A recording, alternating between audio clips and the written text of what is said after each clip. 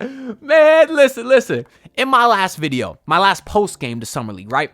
I titled it, "The Miami Heat have the most dominant Summer League team ever."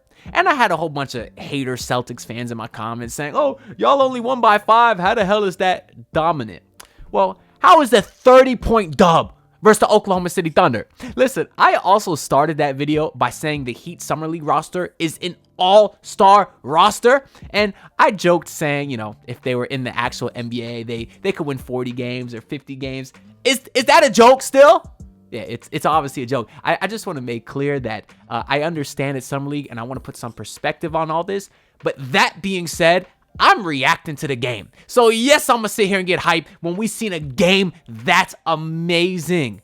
And this Heat team, they are truly loaded with just insane talent. Seriously, they have 7 or 8 guys that could really make a difference on an NBA team right now. I don't even know where to start. I want to start with Josh Christopher because that fourth quarter that he had, oh my God, it's fresh in my mind. But I think I'm going to start with Jaime Jaquez Jr., who did confirm after the game it's his final Summer League game. He said he's been in Vegas for a minute. He wants to go home. I get it. He was practicing with Team USA. He got some run in, with this unit. And while I agree he probably didn't need to, obviously, he played 75 games last year for the Heat. That's more than anybody.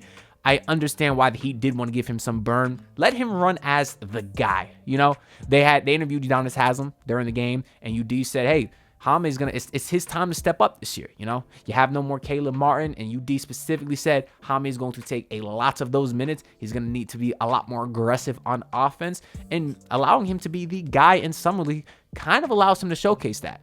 Now, I did say the word showcase, and I heard Tobin say a theory on the radio basically saying, are the Miami Heat trying to showcase Jaime Jaquez for a Larry Markkinen trade?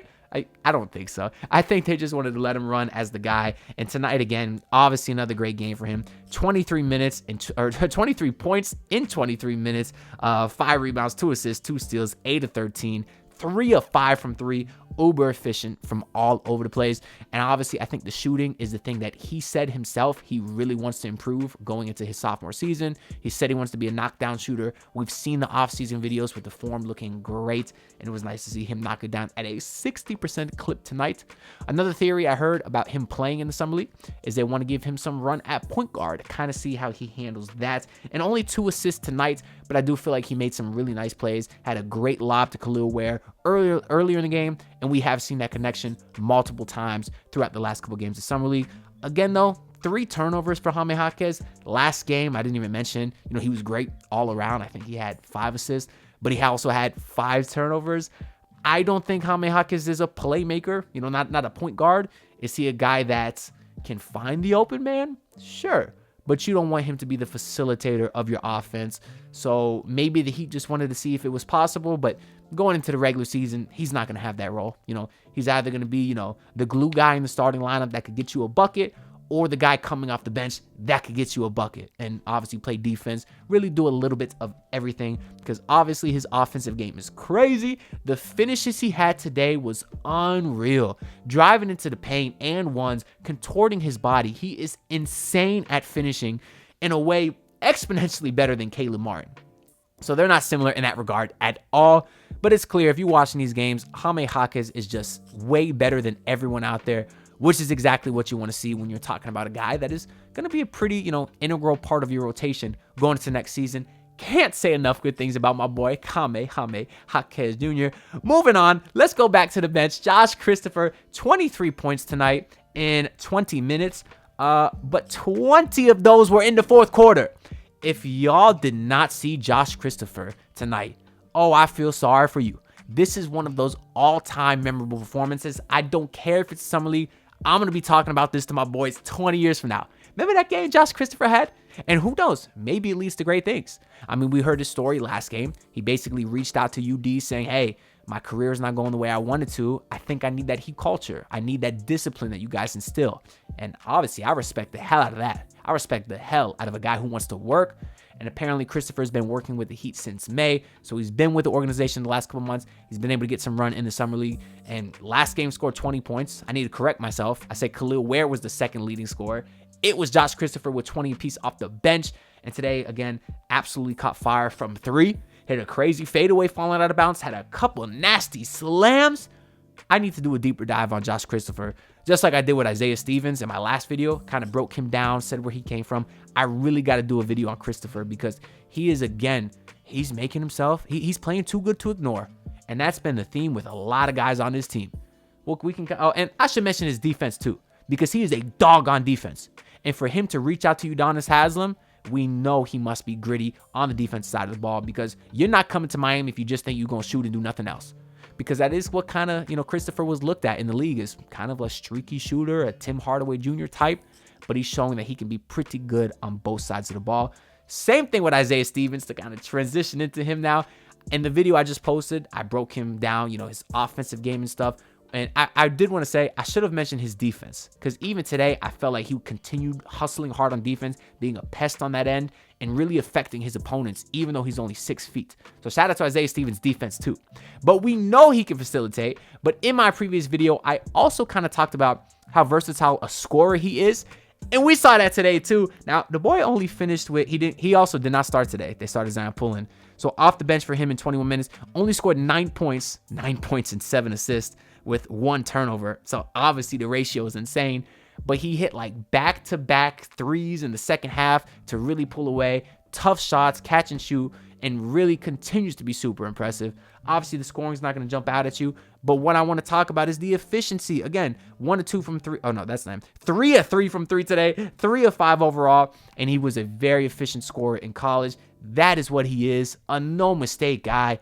And that's what this Heat team needs when you're trying to fit in some guys into a core that you already have set, trying to win a championship. You want to bring in a point guard that can run the offense and not mess anything up. And not only does Isaiah Stevens do that, he alleviates the play of everyone else. Again, amazing passes today. Should have had more, to be honest. Had a few to Keyshawn Johnson. Y'all know I love Keyshawn. He didn't have the best game today. 11.7 rebounds for him. Shot 3 of 5. Did hit a 3. Did he have any offensive rebounds today? Had another 2. So obviously, Keyshawn Johnson hustling hard. Sensational defensively. Again, let me make that very clear. Keyshawn Johnson was incredible on that side of the ball and rebounding. Just, he didn't finish as well today as you would have hoped. But we've talked about Keyshawn Johnson enough, so we can focus on some other guys this video.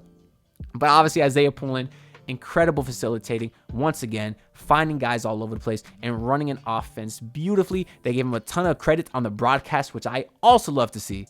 So shout out to Isaiah Stevens. Check out my last video for some more information there. But Zion Pullen did get the start today, which I like to see, because I really liked Zion Pullen out of Florida when the Heat signed him as an undrafted free agent. But I wanted to see him get some more run, as the guy was playing a little bit behind Alanis Williams, was playing behind Isaiah Stevens. So it was nice to see Zion Pullen get the start, but only played 18 minutes, I guess. And again, doesn't stand out at you. 6 points, 2 rebounds, 2 assists. But he's also like Isaiah Stevens in the fact that he doesn't make mistakes. It's just he also does not stuff the stat sheet as much, but he is a guy that does seem like he's capable of running an offense right now. I just don't think he's as great a facilitator as Isaiah Stevens. I know also in my last video, I didn't mention Isaiah Stevens' contract. There's some confusion about that, because right now you have 2 3-way spots, or 3 2-way spots filled. Drew Smith, Keyshawn Johnson, Zion Pullen. Now, obviously, a lot of people want Drew Smith replaced with someone else. They say Isaiah Stevens. They say Alanis Williams, Cole Swider, Josh Christopher, right? But Isaiah Stevens is technically on an Exhibit 10 contract, which is basically a non-guaranteed contract.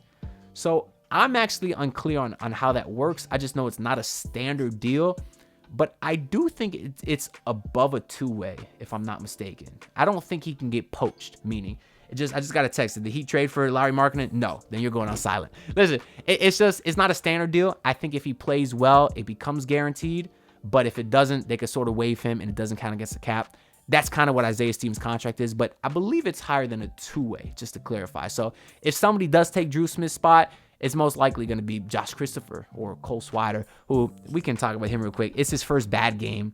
He was shooting like 60% from 3 before this. Today, he was 1 of 6 from 3. So whatever. I'm cool with you, Cole Swider. You're very one-dimensional, obviously. And when you're not hitting your shots, it hurts. But it is what it is. We can round out the bench here before we talk about the rest of the starting lineup. Because Alanis Williams, nice to see him come back after sitting out last game. Or no, did he play the last game? I forget. He sat one of the games this summer league. But today, 5 points, 5 assists, 2 of 4 from him. Had a nasty dunk. He's obviously a great player, very capable scorer. Did have 5 assists today, but he's not as great a playmaker as, Stevens or Poulin, I think. And unfortunately, as good as Alondes Williams is, I just don't think the Heat need his type of player, because if you look at your guards, Terry Rozier, Duncan Robinson, Tyler Hero, they're all scorers. Alondes Williams is very shifty. It's very similar to Terry Rozier. I get it. He's great, but it's too similar. What the Heat don't have is a true facilitator. So I don't want to lose Alondes Williams. I don't want to lose Cole Swider, but I don't think there's spots for him on this roster, at least not over the other guys that we've been seeing here. Because at least Josh Christopher, I get he's a shooter, but I really love what I've seen defensively from him. I mean, he's athletic too. Alondes Williams is athletic. I don't know. I guess I don't think either one of those guys gets a spot. But if you give Drew Smith's two-way spot to someone, I don't know who then. Again, unless they can give it to Isaiah Stevens. I'm kind of still confused on that Exhibit 10. But yeah, so back to the starting lineup. Pelle Larsson, 9 points, 3 rebounds, 2 assists, 2 steals. Didn't shoot efficient. Was 3 of 9. Continues to get to the free throw line though. 3 attempts for him today. All I want to say about him is that you wish he would stand out a little bit more than he has, being that he was your second round pick. But what I do like is that he has shown he can do a little bit of everything and always be very consistently guarding the ball on defense. So if you are down on Pelle Larsson, I've heard people say, oh, they should have cut him and signed Keshad Johnson instead. I get it, and maybe they certainly should have, because Keshad looks better. But I believe in Pelle Larsson. He was supposed to be a ready now guy at his age. I think he's 23. Unfortunately, he doesn't seem like it just yet. But I like what I've seen from the versatility. Give him some games in the regular season to really get adjusted. And I think we'll all be pleasantly surprised with how versatile Pelle Larsson is. And to round it out, the guy that I am maybe the most excited to talk about today, so I saved the best for last, is Kel'el Ware. 24 minutes, 11 points, 12 rebounds, 5 of 12 from him, and he did hit a 3 today, 1 of 2 from there. Obviously, the thing that stands out is the rebounding.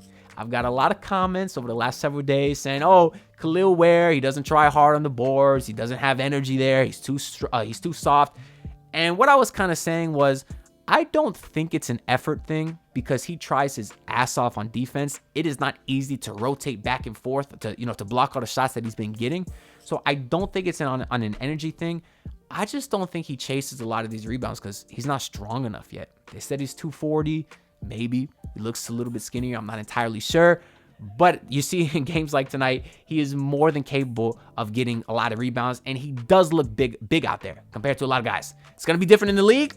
Today he was kind of feasting on the mouse in the house. A guy's a lot smaller than him, had a couple and ones, look good. He was his presence was felt in the paint, and he was taking advantage of mismatches, which I like. And I like that the rebounding numbers were up. So I'm not saying this one game, proves me right that no, it's not an energy thing. When he tries, he can get it. I think he tried today, and I also just think he was bigger than everyone else. But, I mean, that's fine. He's 20 years old. Give him a few months in the system to build up a little bit, learn when to attack the glass, learn when not to. And there will be games when other teams go small ball in the actual NBA, and I think he will be able to clean up the glass pretty well. But I don't think he'll be as good a rebounder as we want him to be for a couple years just because of the size. But anyways, that's all I got to say for this video. So let me know y'all thoughts on everyone down below. Who do you want to see take Drew Smith's two-way spot? Let me know that down below as well, because you got lots of great options. Make sure to like the video and subscribe, because I can't get to where I want to go without y'all, man. The channel's been growing great. So obviously I appreciate the support. The next game is Wednesday at 3 p.m. I will see y'all with a post game after that. So peace out. Look, pull up in your city tryna get that dead face. Do it on my own, I don't need no dead weight. Had to kill him off, yeah, I need a head space. You know this homegrown bitch don't offend me.